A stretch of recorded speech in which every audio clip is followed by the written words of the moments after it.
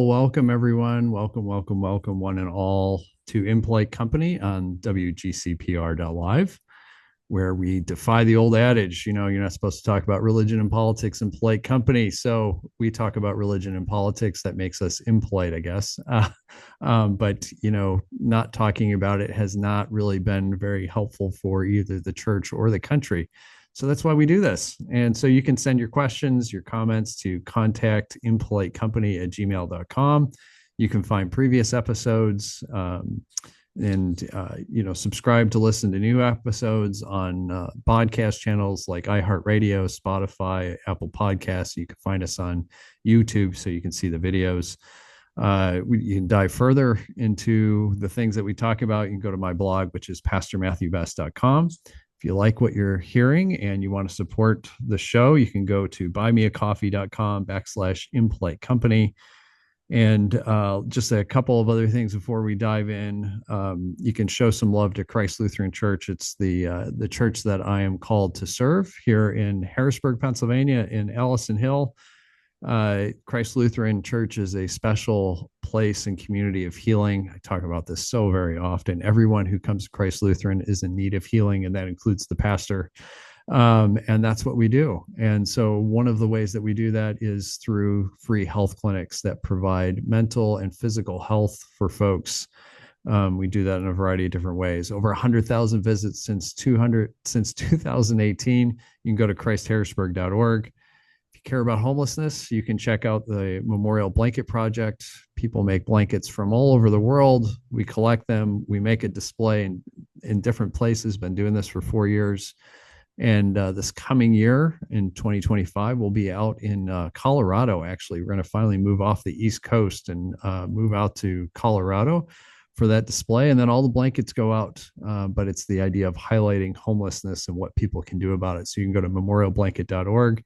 And lastly, if you're looking for a tool to help with a difficult conversation around gun violence, I recommend American Roulette. It's a book. It's a fictional account of a mass shooting. I'm one of the authors. I'm the person who came up with the concept. Follows 8 characters over the course of one day. 8 different authors wrote 8 different characters, and all the stories interweave over the course of one day. And the idea is to focus on the humanity that is going on, not offer solutions, because as soon as you offer solutions, people aren't going to listen. So to really kind of help in that. So you can find that wherever books are sold. And you can find the links. We'll share those. Today, though, I am thrilled to have Amy Carr back. Amy, you are the second person to be back on the show the second time. I think this is my third. Oh, this is your third. Yeah. Oh, no, we didn't. The first one wasn't on your show. Yes. Right. It was for the Journal of Lutheran Ethics, which I also recommend. And I do a podcast for them as well. But you're the first who has been back in each year that I've done the show. So you have the honor of that. Amy is the professor of religious studies at Western Illinois University. She's also leads adult education at Trinity Lutheran Church in Macomb, and has recently fostered ecumenical conversations about civic life and faith. Studied at Carleton College, BA in religion, Vanderbilt Divinity School with an MDiv, and University of Chicago with a PhD in theology. And I don't know if you are still currently working on a book for Cascade, on Lutheran reconstruction of doctrine called Facing Divine Affliction, a Lutheran Theodicy for the Sinned Against. Is that, are you still working on that? Next summer, I hope to, when the semester is over. Yes. Right. And also you're the co-author of Ordinary Faith in what's the rest? Polarized Times. Polarized Times, yes. Which that's what we had you on before. And you grew up in the Upper Peninsula of Michigan, not the Mitten, the Upper Peninsula. Right. 3% from way up north. Yes. Right. I just know that from my friends that I have from Michigan. They're always, oh, it's the Mitten. And I'm like, okay, well, yeah, right. So anyway, so Amy, thank you so much for coming on to the show. And I know today we're going to do something a little bit different, returning the tables. And you had this idea. It was my idea. It was. So why don't you tell a little bit about that?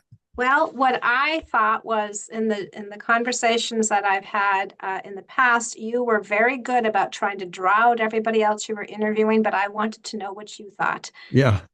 So I wanted to have more of a conversation. And with your unusual background in both politics and as a Yeah. pastor, I thought it would be interesting just to get out some of your autobiography. So I have a variety of questions, some of which I've gathered from my adult ed class this morning. Which is really exciting. I can't wait to hear what they have and what their questions are. So take it away, Amy. Go from being Okay. the guest to being the host.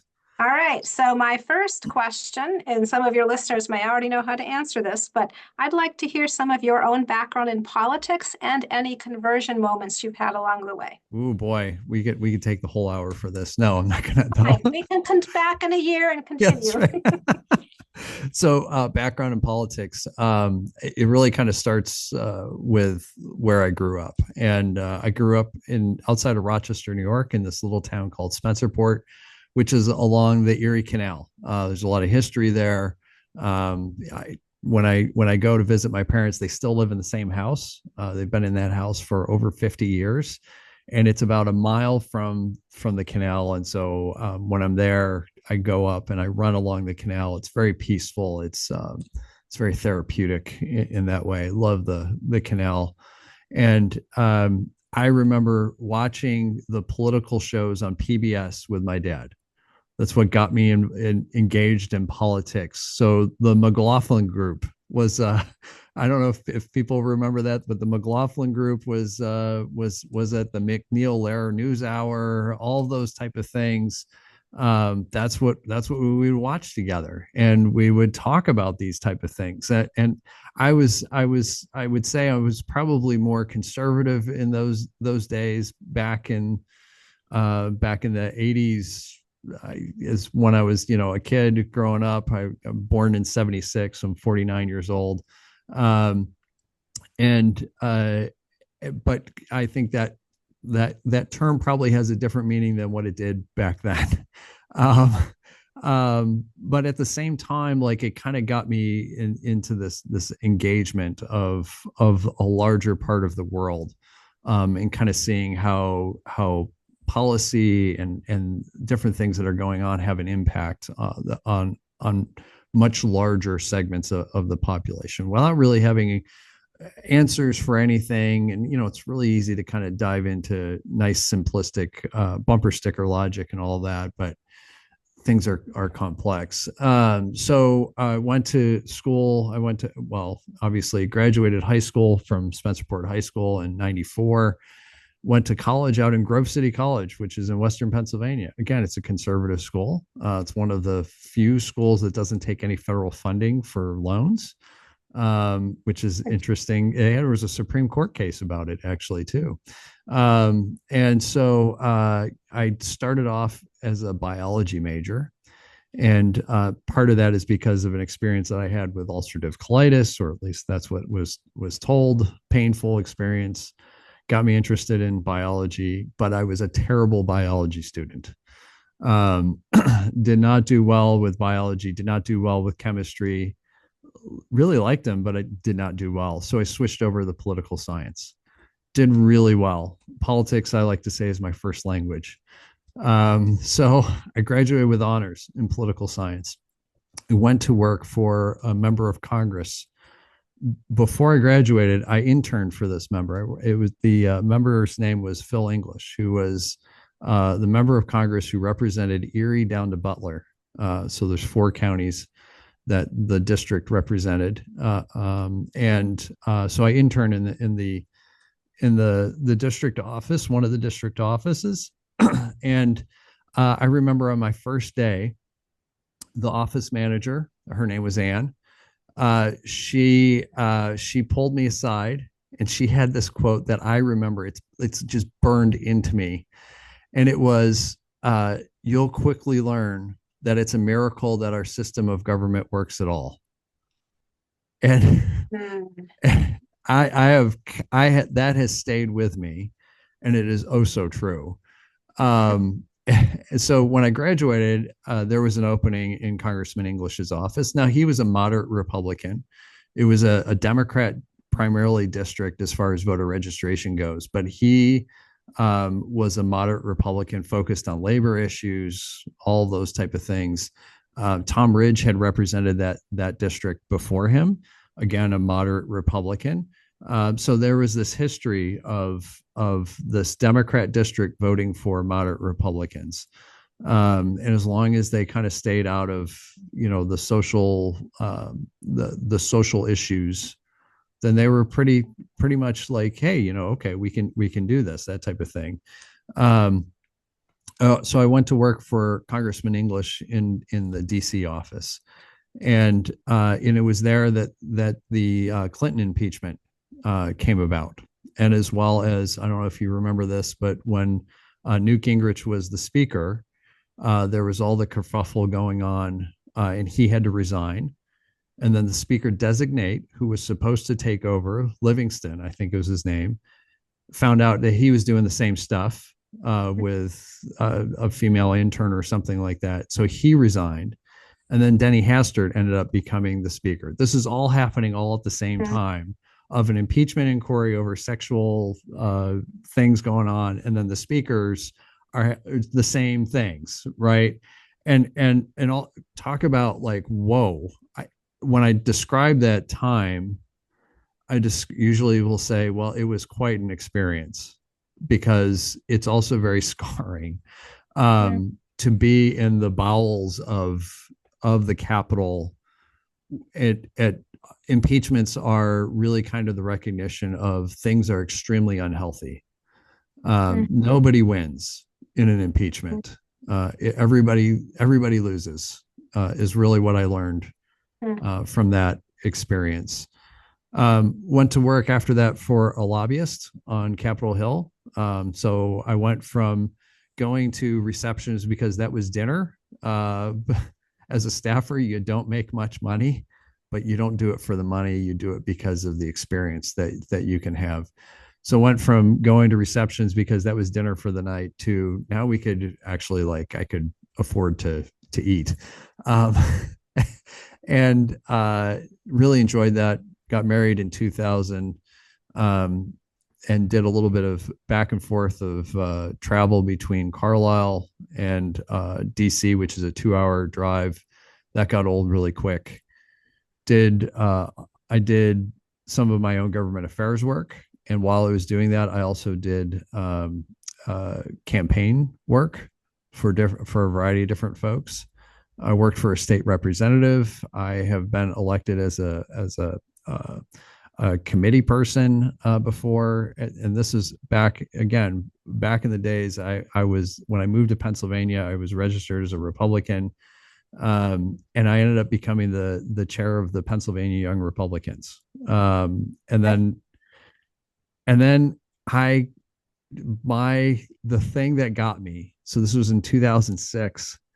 And I was already struggling at this point for a few years with politics, was helping somebody run for office. And after that race, my candidate did not win. He came close, and it was going to be unseating an incumbent who I had actually worked for previously. There's a whole story in that. But the House Republicans in Pennsylvania reelected John Purcell as speaker. And the problem with that is everyone knew that John Purcell was corrupt. That's not hyperbole. He ended up later serving time in jail, in prison for corruption. And I saw that and I was like, I'm done. I'm absolutely done. I want nothing more of this, because I'm not going to put good people in that are going to turn around and then have to answer to corrupt leadership. And so I had a falling out with politics, to the point where I hated it, could not make peace with it. And that lasted for a while. I registered as nonpartisan, and I stayed that way. And it took me several years to make peace with politics. Part of this was, and this is a challenge that I had, and why I struggled is because I had this idea that if the party said it, then I had to adopt it and I had to defend it. Mm-hmm. And I struggled with that. And it's why I ended up becoming nonpartisan in my voter registration, is because I'm like, I don't want to ever have to do that again.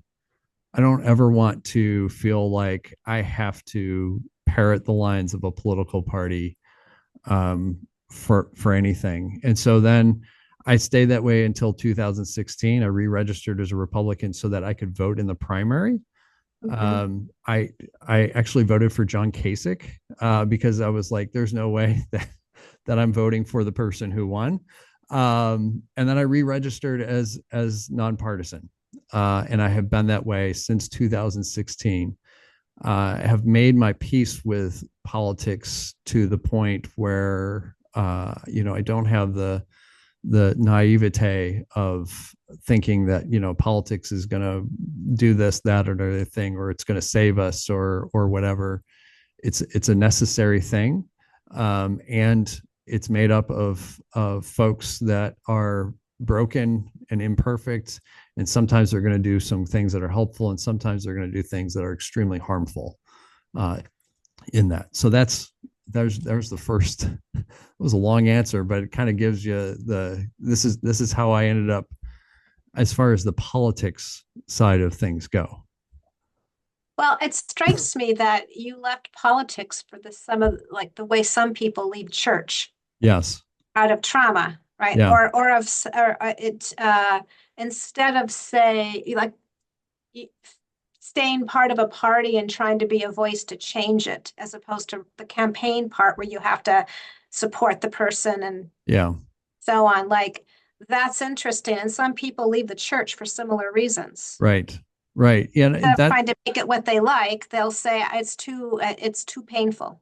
Yeah, and I think a lot of that probably started with going through an impeachment, where you know, talk about such a political trauma for the country, that there's a whole range of what you can make about that. But then now, kind of seeing the people who were pushing for impeachment of Clinton completely flipping with a different president who does a whole variety of things and saying, oh, well, character doesn't matter. Well, you said character mattered back in the 90s. And now all of a sudden now character doesn't matter. Like for me, this is where a core one of my core beliefs has to do with congruency of what is said and what is done better match up as much as possible. And I know people are not perfect and we all have an issue with this, but there's a difference between I made a mistake and willfully saying one thing and then doing not just something different, but the exact opposite of it. That becomes a huge problem for me. And I think that probably goes back to that experience in DC, working for a member of Congress during an impeachment. I remember my boss really struggling with the whole impeachment thing. He didn't want to have an impeachment hearing. He didn't want to be going through all that stuff. Did he like what Clinton did? No, I don't know if too many people that liked what he did, but he didn't want to have an impeachment. He was one of 8 Republicans who voted for one article of impeachment because he couldn't vote for 0 because that would be the end of his career. He was on the Ways and Means Committee, which is a powerful committee. This is what he cared about was, hey, let's work on the tax structure. Let's work on the finances. He's representing people who are in labor, like the labor industry. And this is what he cared about. He was trying to do things for the people he represented. And he's like, this is not helpful. And I just remember him struggling with this. Like, what do I do with this? Feeling trapped into like, I have to vote for one of these things. And this whole thing is a farce. And yet this is how he had to try and make peace with it. In that. And so I think that's probably the start of that kind of political trauma, if you want, since that's what Yeah. you labeled Well, it. in some ways you're answering one of the questions somebody in my adult ed class asked was, how did being a congressional aide prepare you for servant leadership? Mm. And it sounds like one thing you learned was that your own mentor, the person you were working for, couldn't act with the kind of integrity he wanted to, or didn't feel he could, wasn't willing to risk his position. Yeah, I He was, mean, and I get, and this is not against him. Like, I also get, like, this is on a national stage, and uh to be the only one is not an easy thing. Um, because it would essentially be the end of his career. He would have been primaried, he would have, like, all these type of things over something that just didn't seem to be that important for for the variety of different things. I think there's a few different answers to the question, but I think, what did my time there teach me? It taught me that what I had learned back in the district office was absolutely true. That it's a miracle our system works at all, given the fact that uh, these people who are elected to office are not special. Mhm, They are no different than anyone else.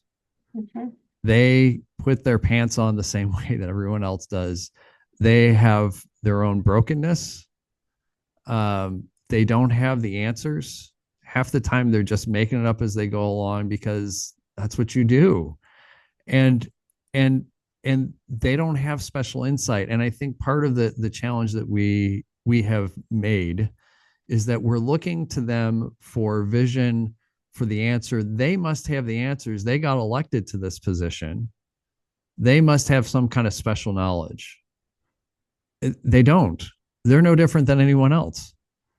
And I think we do a disservice when we make our elected officials into something more than what they are.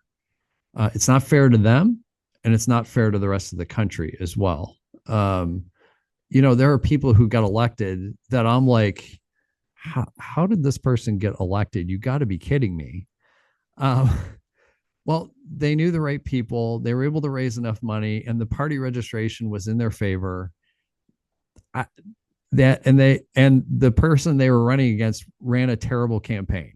Like, that's why these mhm. people get elected. Like, it's the voters put somebody there. Yeah, so that's a part of what I learned, but also you got to listen to people. Part of what I remember when impeachment had first started, the first 2 weeks, it was back in those days that the phone would turn on again at 8 a.m. and it would go automatically into answer at 6 p.m. Well, we answered the phone from 8 to 6, all of the lines, because people were calling from all over the place. And it was a whole range of emotion. And to try and deal with that, it was exhausting. By 6 p.m., we were just exhausted and wiped out Hmm. for 2 weeks straight. And we couldn't work on anything else. Phone, literally, you'd get the phone and then you'd hang up and it would ring again. And then you're just doing Wow. this. And we had a lot of people calling from out of the district. And so we'd have to keep saying, you need to call your own member of Congress because we don't represent you. This is just, oh, well, why pay taxes? I'm like, yeah, no doubt you do. And this is how this is set up. There's a lot of people who don't understand how the system works. I was just talking to somebody about, I remember I'm just a bill sitting on Capitol Hill, right? But Gen Xers all know that video. I'm a Gen Xer. Yeah, Yes. right. And it was a great video to explain, hey, here's how it's supposed to work, that type of thing. And then there's the reality of how it does work. But at least it gave a start. I think we seem to have people seem to be more interested in entertainment than in understanding the civics of it. So there's a few things that I learned in that. Well, so a couple of questions then. Maybe I'll share them together and you can Yeah. decide how much you want to give to each of them. what led you to recognize you had a calling to shift gears into Mm, ministry? Although I see the way you were describing answering those phones reminds yeah. me a bit of certain kinds of pastoral ministry. There's certainly a similar skill there. And then, as somebody with the experience you've had as a congressional aide and a lobbyist, and someone who manages a health clinic, what understanding of Christian faith and civic or political engagement do you feel called to witness to at I'll the start. intersection? Yeah, I'll start with the second one because it's a quicker answer, which is Matthew 25.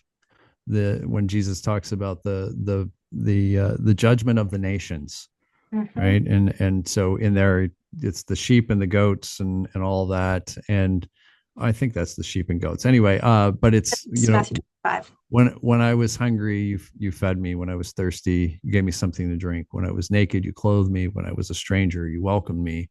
When I was sick, you cared for me. When I was in prison, you visited me, right? And that is, I think a lot of times we end up interpreting that in individual ways. But I think when Jesus is talking about this, it's the judgment of the nations. It's not just an individual. It's the nations. It's the larger community. How is the larger community as well as the individual caring for those on the margins? This is the same thing where in at least in Luke, we're doing the narrative lectionary here at Christ Lutheran. So this is the year of Luke that we're going through. And like today was Luke 7, and it was John's people coming. Are you the one that we're supposed to that we've been waiting for? And Jesus says, well, go and tell John what you're seeing. The blind are seeing, the lame are walking, good news is proclaimed to the poor. And Jesus is really referring back to his first sermon in Luke 4, in which he Mm-hmm. opens up the scroll to Isaiah 61. And guess what? There it is. All the stuff that he said he was going to do, he's doing.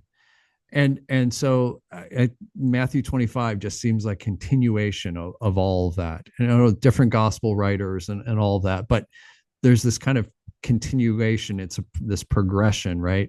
And so that's a very much a driving verse for me, that brings this intersection of ministry and faith with politics.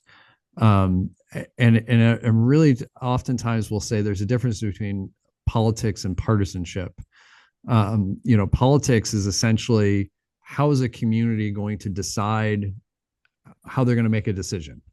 That's what politics is, right? It comes from the Greek, but partisanship has to do, it's a piece of politics, but it has to do with political parties, ideologies, and those type of things of how how people are going to get elected in order to do the politics in that, right? And there's a difference in that. But when Jesus is talking about things, he's talking about it's a political statement. Because it has to do with the welfare of the greater good and how larger bodies are going to do that.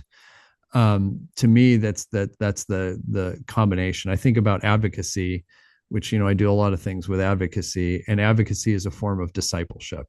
And I think there's a lot of biblical grounding in that. Moses was advocating for God's people in Egypt. Esther was advocating for God's people. Like there's stories after story after story of even Jonah is doing advocacy, although he doesn't like it. Right. Yes. Right. I mean, that's kind of, it's a story of advocacy, but it's like, I don't really want to be saying this because I'd rather they just suffer because they brought so much pain on my people. But Right. this is what he's compelled to do. So there's all these type of stories of advocacy. And I think that's kind of this intermixture of religion and faith. It comes in the form of advocacy, which is different than lobbying. Lobbying is, I have a client and I'm going to do things on their behalf, right? Advocacy is, it's not about a client, it's about the greater good. And Mhm. oftentimes it's about people whose voice are not being heard. And so we're speaking with, and sometimes for, it kind of depends on what the context is. Sometimes we can bring those voices along, and be able to amplify what they're saying, or finally have their voice being heard in that way. What was the first question? Well, What led you to recognize you had a calling Oh to yeah. shift person to ministry? And yet again, I see it's almost like you're just changing the ways to serve the greater good. Yeah, the way I like to describe it is that in politics, politics and religion are the same thing. Um, in the sense that they both, they both have origin stories. Both have sacred scriptures. They have holy sites. They have sacraments. Money is involved. But one of the key things that religion and politics both have are myths, and they have a vision of the direction of where we're going. And that's what political campaigns are really ultimately about. Yes, they're about getting people elected, but it's the core of what are the myths that are being talked about, and what is the vision that we're trying to move people in the direction of. So I just say that I used to be doing this for candidates. Now I do this for God. It's the myths and it's the vision, right? And for me, when I think about when Jesus is talking about the kingdom of heaven, the kingdom of God, this is a picture of shalom, and it's a vision of where God is taking us. That's, to me, that's exactly what he's talking about when he talks about the kingdom of God or the kingdom of heaven. What is this vision? What does this look like? Where is God taking us? And it's not just just positive talk. It's somebody had asked me what the definition of hope is, and I said hope is, and I took this from a colleague of mine. Hope is seeing the reality of the current time for what it is, so it's not sugarcoating it, and then saying, but God is taking us in a different direction. And so it's not a wishful thinking. It's no, God is doing this.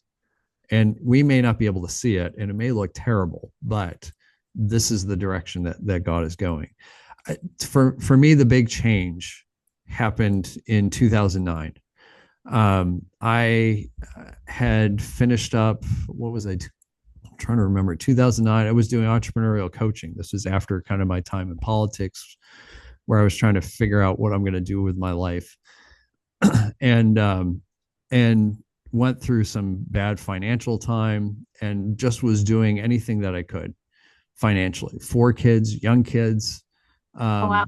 mortgage. I don't know how we paid the bills. Somehow we did.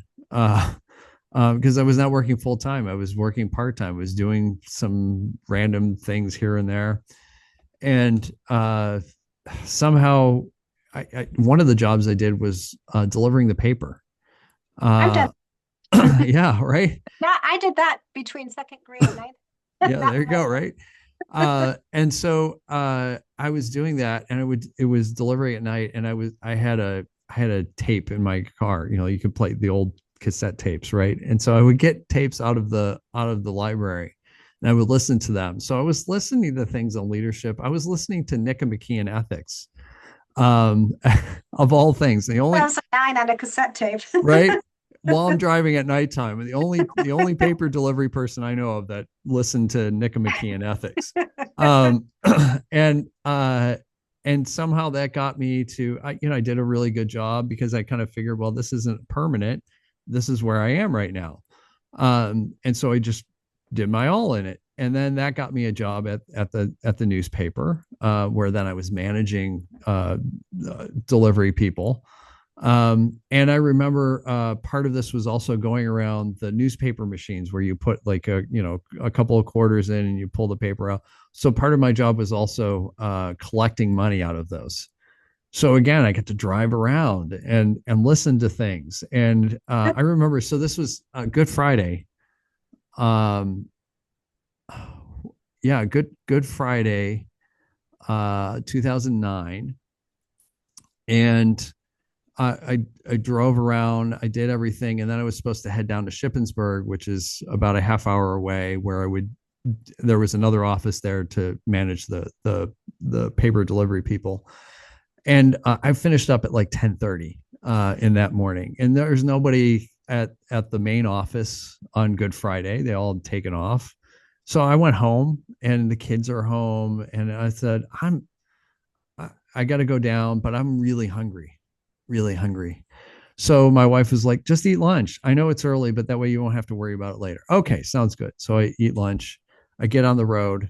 I'm driving down the road, and I get this feeling, and then the phone rings, and it's one of my coworkers who says, "You're not going to get into the office. There's been an accident." I'm like, "What do you mean?"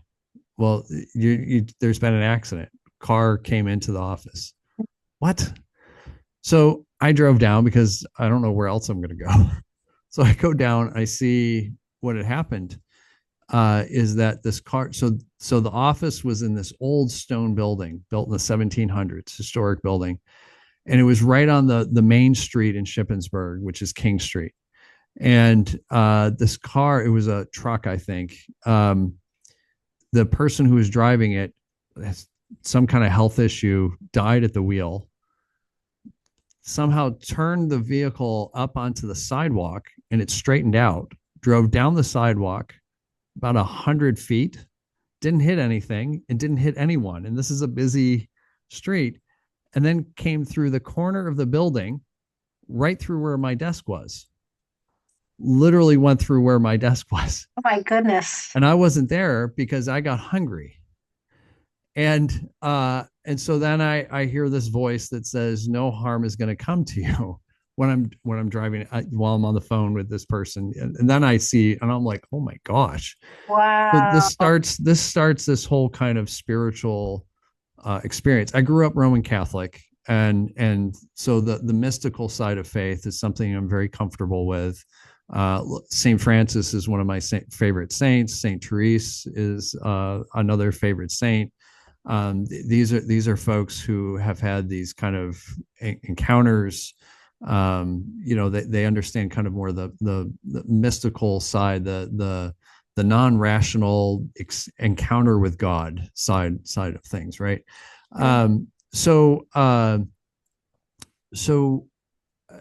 I ended up, they said, "Well, your job is eliminated," because it quite literally was eliminated when the truck went through, because they had to shut down the whole office and everything.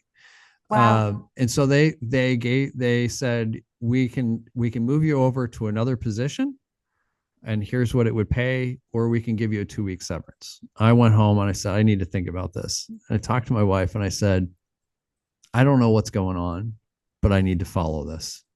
I'm going to take the severance. And that's what I did. My wife, God love her, I have put her through so many different things. Yeah. She is an angel. So that's what I did. I took the 2-week severance, not knowing what's going to happen after 2 weeks.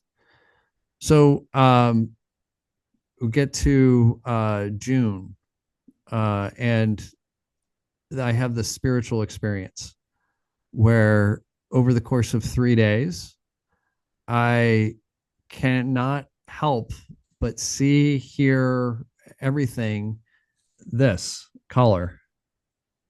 And it speaks to me in a way that says, "Hey, I'm calling you as a Lutheran pastor." I was Roman Catholic. My wife is Lutheran. Um, and that's what made sense to me at that time. And so I end up becoming Lutheran on Father's Day weekend. We were going to each other's churches.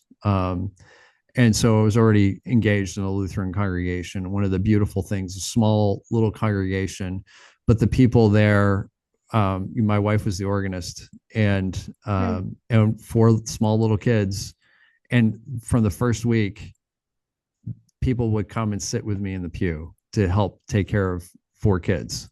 So it was just, this is wonderful, welcoming. And so this is where eventually this is where I was being called. And I knew it. And it's not anything that I would have imagined or envisioned. It's not, that's kind of how calls work, right? It's not something that you aspire to. But what you're called to. And I think the background in politics has been a wonderful training for me in understanding people. Not that I always get it right, that's for sure. In understanding strategy, communications, all the stuff that I was doing in politics, it applies in the church to do what God's mission is. Yeah, no, no, that makes a lot of sense. So some of my questions are about the current moment, Yeah. and some of them are more broadly. Maybe I'll start with the broader ones, really. Okay.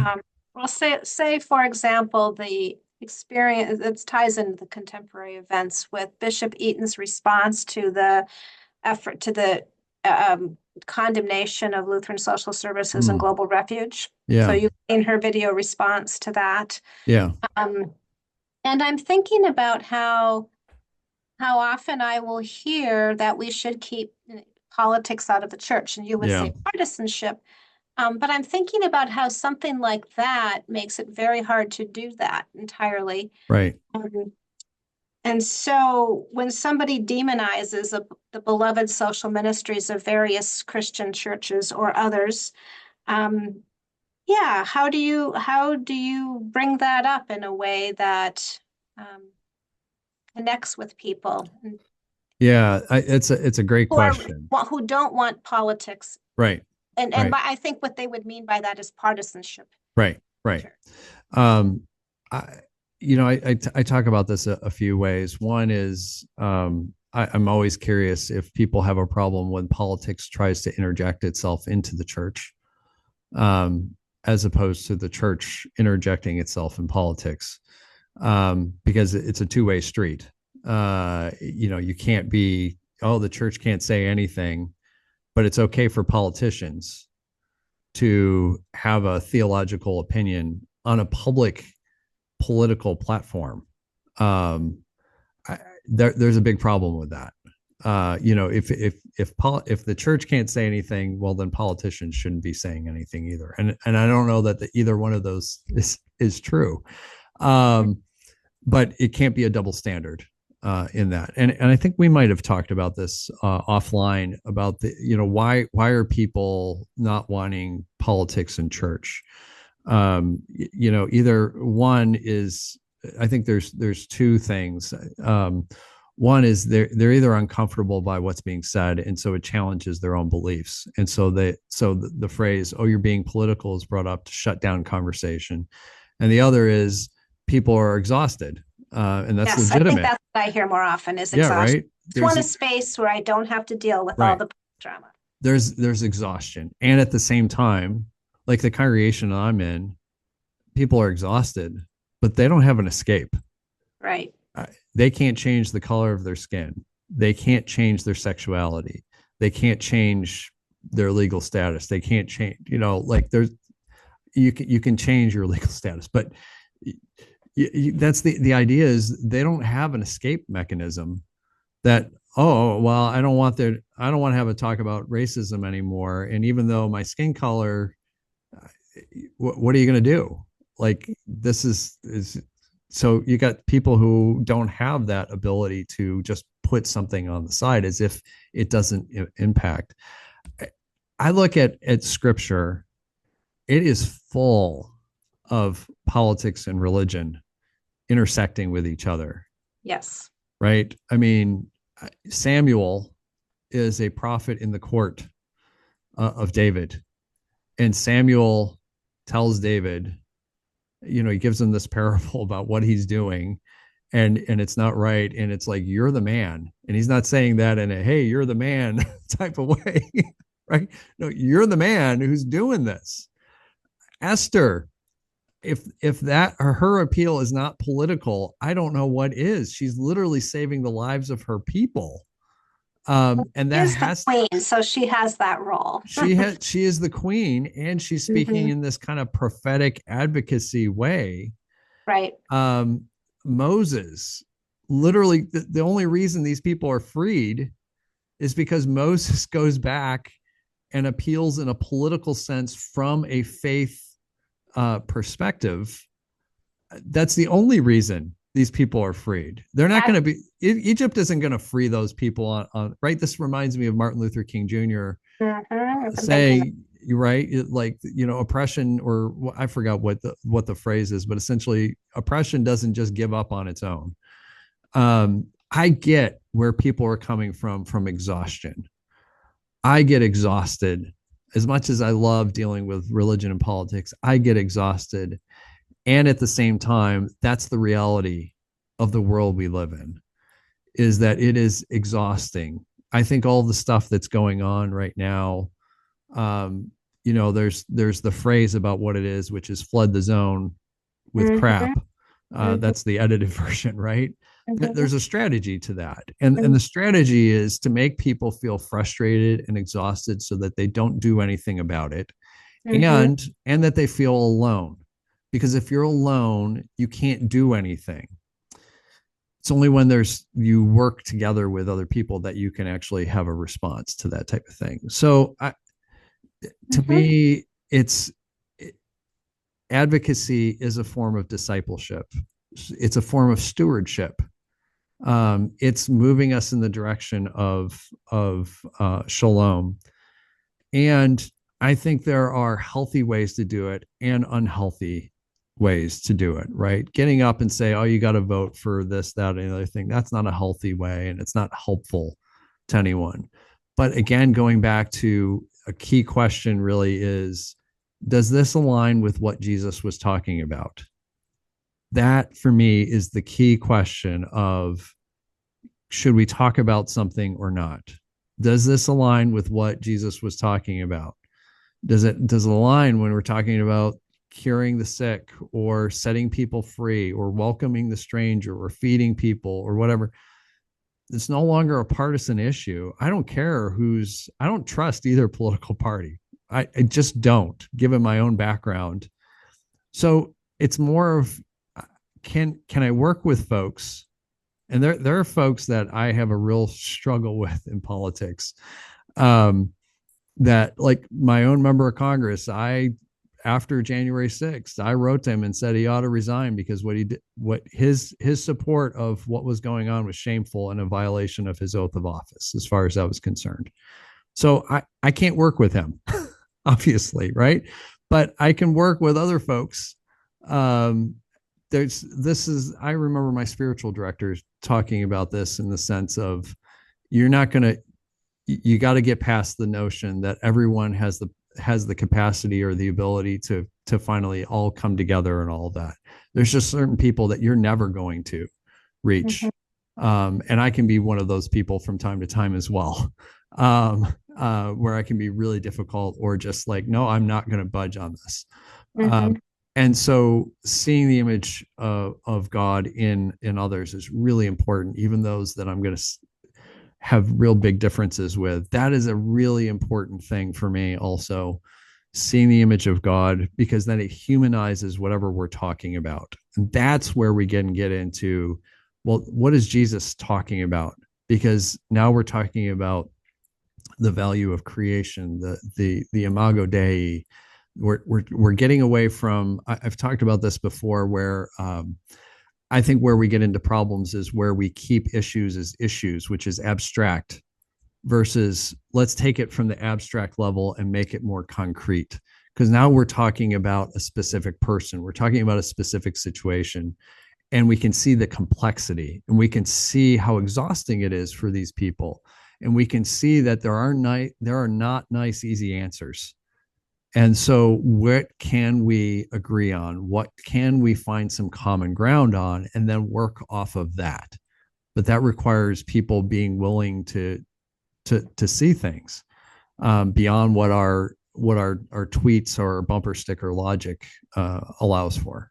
I think creating those spaces where we can get to the complexity. So on Yeah, one hand, it's naming those big picture Matthew 25 values. yeah, And then on the other, it's getting down and doing the work, but trying to keep it humanized in the yeah, process. yep. So I have a couple more questions I'd really like to ask, but let me start with this one. And it's going to seem like it's going in a really different direction.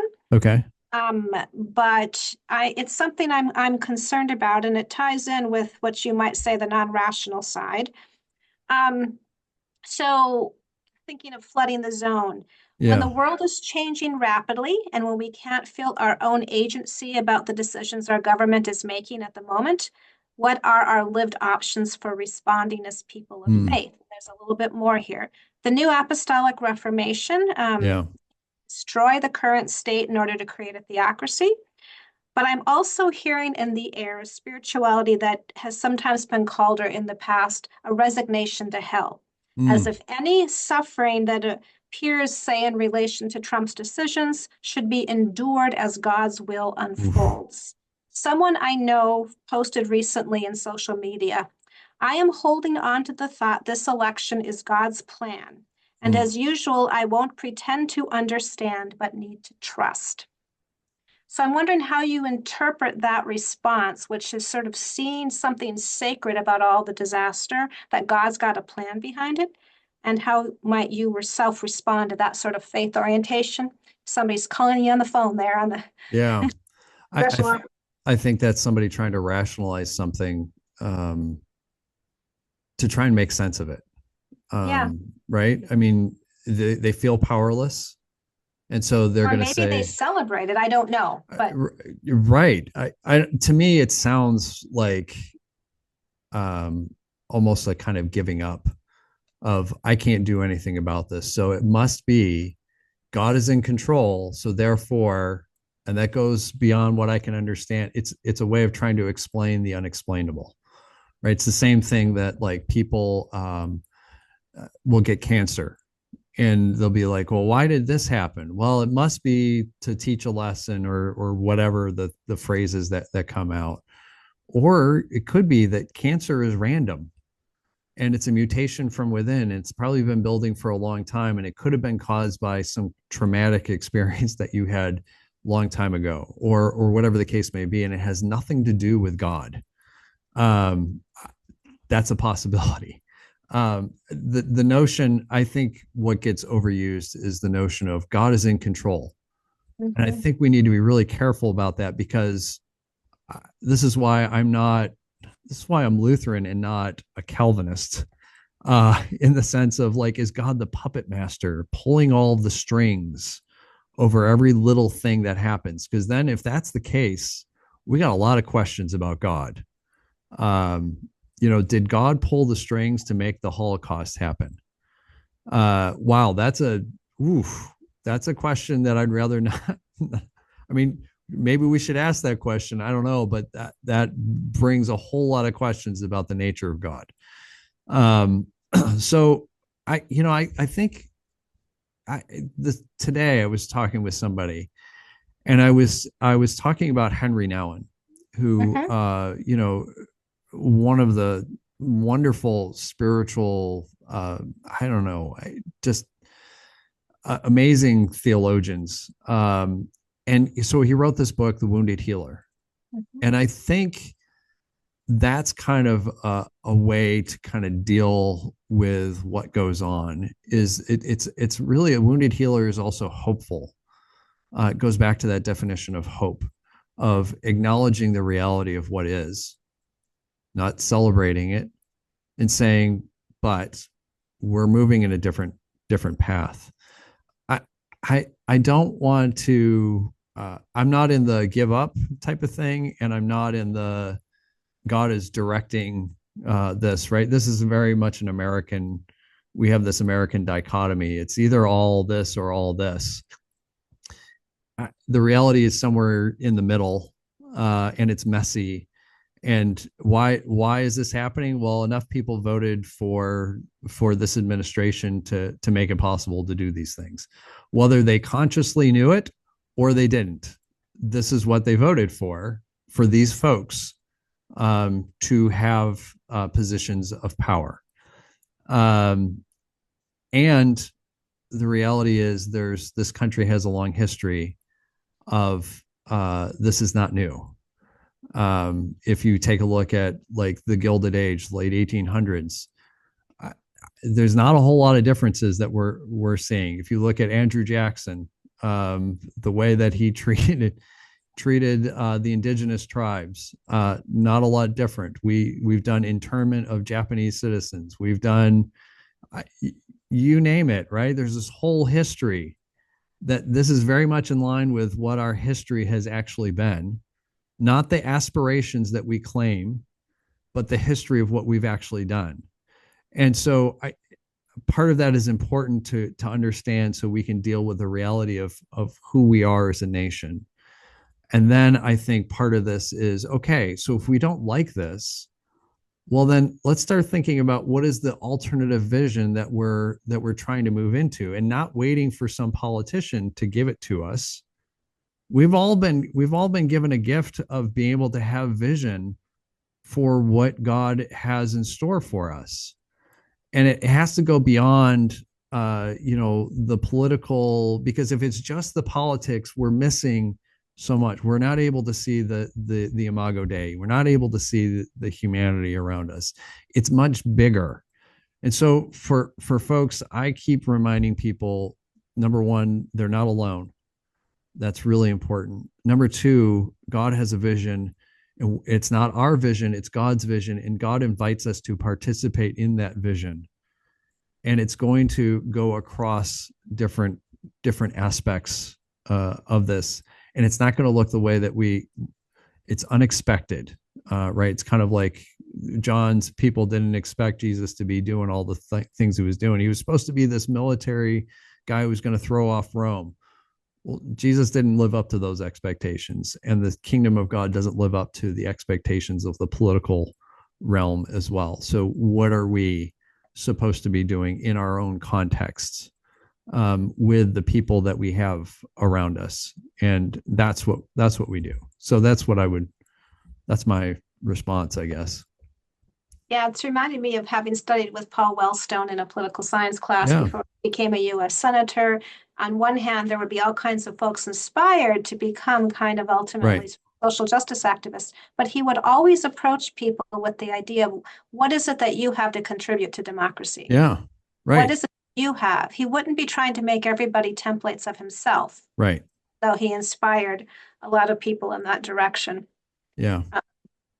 I'm also thinking about how the invitation to study history, like that's very challenging for many people too. The Yeah, sure. Economist had an issue that's cover was recently the age of 1897. Oh yeah. Like the age, like just echoing what you've just said. Um, do we have time for one more question? Or are we We can do probably it. near done? We can do a very quick question. I'll Very try to quick give a question. 30-second answer. All right. I've been thinking lately about how Jesus walked straight into the zone of messianic expectations and Uh-huh. imperial power. He traveled to Jerusalem during Passover. He moved towards rather than away from the place where the kingdom of God movement seems Right. both threatening and profoundly misunderstood. Why do you think he did that? Do you think he should not have done that? Oh wow. Well, he shouldn't have done it if he cared about saving his life, right? But this is where, again, kind of going back to lessons in politics. One of the beautiful things about politics is it is visionary, Mm-hmm. ultimately, right? And it is a movement, and it has these myths. This is why religion and politics are the same thing for me. It's just a matter of whose vision it is, right? And they're not. I'm not a fan of theocracy, because that ultimately ends up just being using God for Mm-hmm. one's own purpose. It's a form of idolatry. But there is something about about the two that complement each other. Luther, of course, wrote about the two kingdoms and all that, and that, of course, gets all over the place. But I'm just, I think I'm at this place where, um, I think the two can inform each other, much like religion and science complement each other. I've talked about, the purpose of religion is to deal with the why question. Science deals with how and what. That's what it's there for. It can't answer why. It's not. You can't do that. So what is politics? If religion is why, politics is almost like a form of science. What? How? What? It's the how.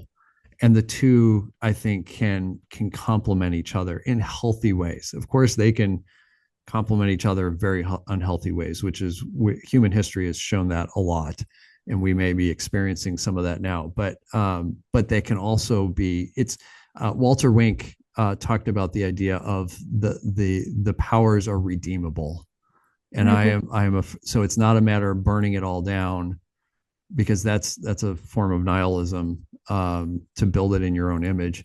but it's to redeem what God is always in the redeeming business. So, all right. Well, with that, Amy, thank you so much. Thank you very much. This has been an absolute pleasure. It's interesting being on the other side of the equation, but I really do appreciate you coming on and asking the questions and letting me really kind of explore and play with ideas. That's what I love to do. So thank It was you. a nourishing joy to do. So thank you.